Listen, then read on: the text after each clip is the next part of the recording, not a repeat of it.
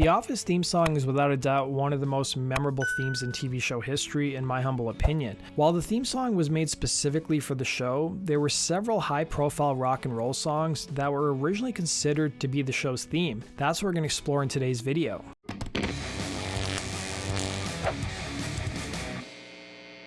In the years since The Office concluded in 2013 after 9 seasons, the show's popularity has been kept alive by Netflix, several books on the show, as well as the Office Ladies podcast, starring Jenna Fischer, who played Pam, and Angela Kinsey, who played Angela. It was during one of the episodes of the podcast that they had revealed that prior to composing the show's theme song, showrunner Greg Daniels had 3 rock songs in his mind to use as the show's theme.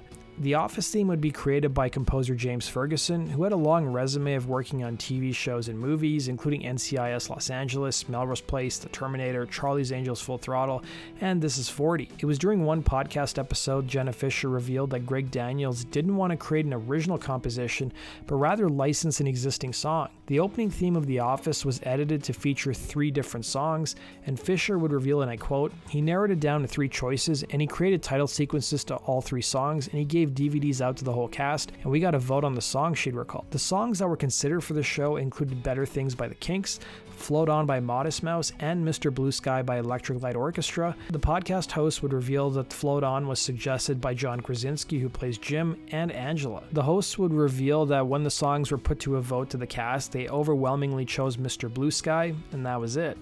That was going to be the theme song for The Office. Then the unexpected happened. Fischer would reveal on the podcast, and I quote, "When we did the viewing party at my house of the pilot, Greg brought over a DVD, and our credit sequence was ELO's Mr. Blue Sky. I still have the DVD. We were waiting for our show to come out. We had to wait a while. While we were waiting, another show came out. It was called LAX. It starred Heather Locklear and Blair Underwood. It was also on NBC.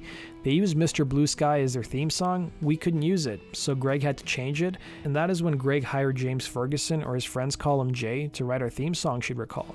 But the show's creators weren't out of the woods just yet. Due to the decision to not use the ELO song, the show's creators had only a week to cut the Office theme, with Fischer revealing they were scrambling. So Greg kind of talked about this on the Booze Cruise. He had a musician friend, Bob Thiel, who went in with his friends and they recorded James' composition. And after they recorded it, they formed a band. They called themselves the Scrantones. And then that is the band that appears in the Booze Cruise episode, she'd recall. Some of the footage of Scranton that's actually shown in the theme song was shot by John Krasinski when he made a visit to the Pennsylvania town. Ferguson would be interviewed by BMI, and he talked about the inspiration behind the theme, stating, "The Office theme itself mirrors the mood of the sitcom. It's the main title that goes against type. It has the vulnerability, this yearning to it that soon explodes into this overdone optimism, which then gets crushed, which is pretty much what the show is about." That does it for today's video, guys. Thanks for watching. Be sure to like button and subscribe. We'll see you again in Rock and Roll True Stories. Take care.